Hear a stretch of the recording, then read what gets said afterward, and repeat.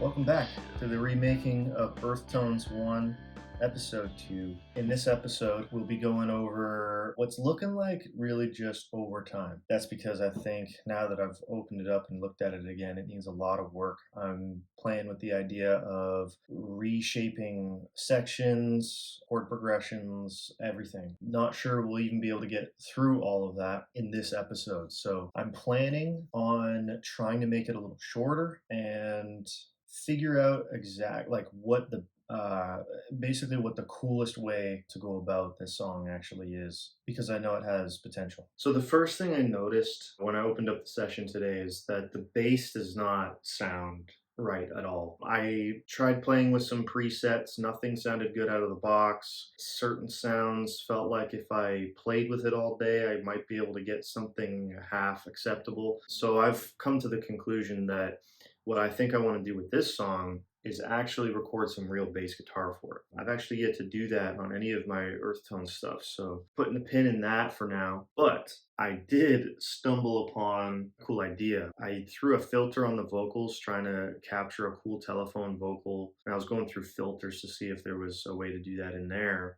That was a little bit more interesting than just squashing the EQ. And I found this cool, like really weird bit crushed sound, and I had the idea of bus on the vocal with that sound in it to kind of layer it in there, and then I can kind of fade it in and out when I want it to sound digital and weird, which I think will fit the vibe of the song really well. So again, putting a pin in that for the mixing stage, but that was pretty cool. I'll show you what I found here. Right now I have it like right on the track here, and this is what it sounds like without it. There's something wrong. It's time to reinvent ourselves. I've also got a little bit of distortion on there too, which is, I think, helping the sound of this filter. But check it out, this is what it sounds like with it on. There's something wrong. It's time to reinvent ourselves. It kind of sounds like, well, it reminds me of, I think it was Iron Man for Game Boy Color. I don't even know if it was for color. It might have been original Game Boy, and you can play as Iron Man and War Machine in that game. And that's what their voices sounded like. Anyways, cool idea. Sometimes when you're playing around with stuff, you stumble across things you didn't even think of, and you should make mental notes of those things. But as I said in episode 1, I'm trying to focus on workflow with this project. So I'm going to write it down, and I'm going to come back to it during the mixing stage. So the section of the song I'm trying to rework is, let's call it the chorus. And I took the drums out, but it was just the groove again continuing. I took the bass out as well, because it was just a groove continuing.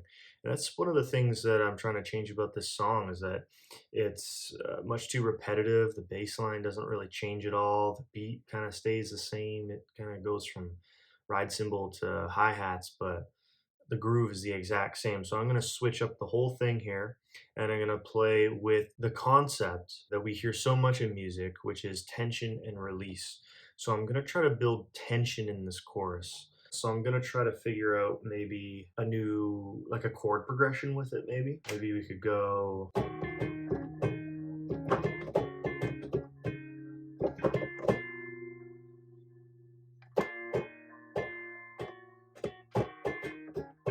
Right, so that kind of idea gives the riff a chord progression.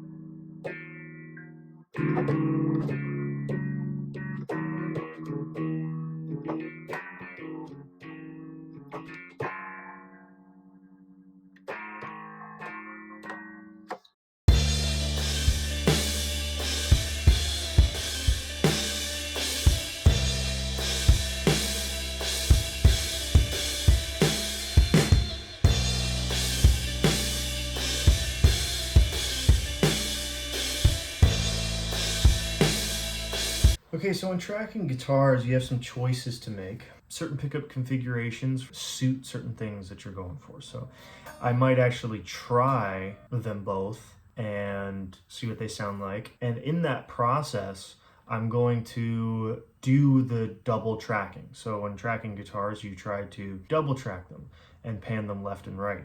So what I'm going to try to do to see if one sounds better than the other, I'm going to record my EVH in the left side, I guess, and then my Strat in the right. And if one sounds better than the other, I will just redo the other track to one of the guitars. But if they sound good together, I might keep it humbuckers in the left, single coils in the right, kind of thing. Speaking of efficiency and workflow, I'm killing two birds with one stone there. I'm seeing which guitar sounds best at the same time as actually getting tracks that I'll be able to keep.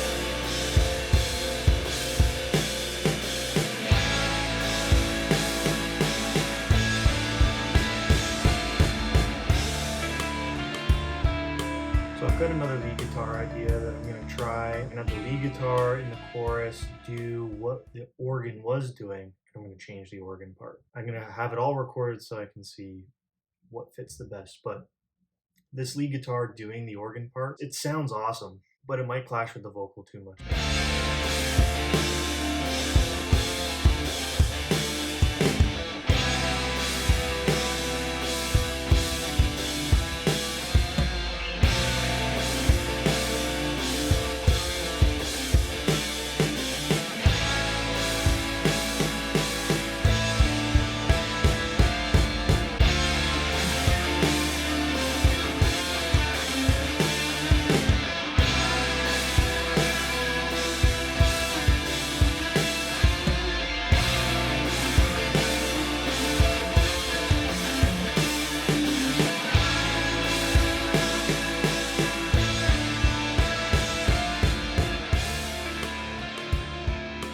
I think I like it, but I'm going to keep it pretty low in the mix. It's just going to add some really chunky bottom end.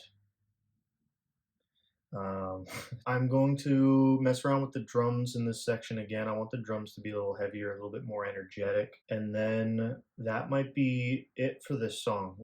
Oh, I was going to do something different with the jazz organ, which I couldn't do first because I needed to figure out what the guitars were going to do. So now I know what they're doing. Finish up the drums, then we'll do the jazz organ thing, and then this song is done.